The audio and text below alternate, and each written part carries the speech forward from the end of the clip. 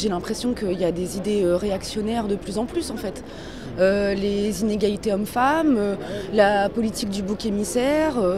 Voilà, moi j'ai l'impression que c'est des idées qui ressurgissent en fait. C'est aberrant de voir des gens qui disent les jeunes ne veulent pas travailler. Il faut lutter contre toute forme de racisme, d'antisémitisme, de communautarisme. Et c'est pas l'extrême droite qui changera les choses. Enfin, voilà, Marine Le Pen, elle fait partie d'une famille millionnaire.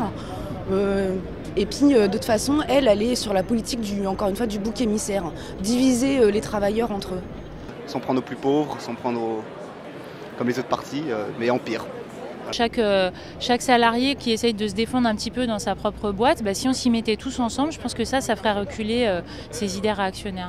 La misère et le chômage vont de pair avec le chacun pour soi, avec le délitement moral de la société, avec le repli sur soi. Et ils favorisent la résurgence des idées réactionnaires, du sexisme, des idées religieuses. La remontée des idées racistes, antisémites et des communautarismes, qu'elles soient exprimées par Dieudonné, par Le Pen ou par le ministre Valls, fleurit sur le terreau d'un capitalisme qui dégénère. Voter Front National, c'est dire que plutôt que de s'en prendre aux riches, on préfère s'en prendre aux plus faibles, aux étrangers, aux chômeurs, aux Roms.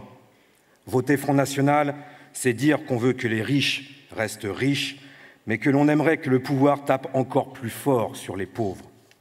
Dans cette société, et surtout dans cette période de crise, tous ceux qui ne sont pas déterminés à faire payer la bourgeoisie et à s'en prendre au profit des grands groupes capitalistes, aux exploiteurs, aux licencieurs, se préparent à gouverner contre les travailleurs. Le Pen ne s'en cache pas. Ceux qu'elle veut faire payer, ce sont les immigrés, c'est-à-dire un grand nombre d'entre nous, c'est-à-dire les travailleurs.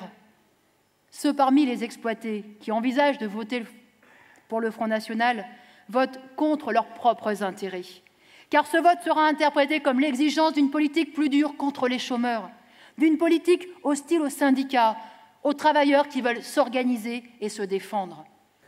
Il y en a beaucoup qui vont s'abstenir. Ceux-là diront simplement qu'ils n'ont rien à dire.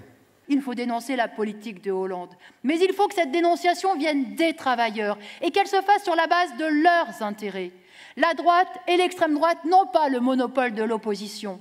Les travailleurs peuvent faire entendre leur camp et leurs intérêts de classe en votant pour les listes lutte ouvrière.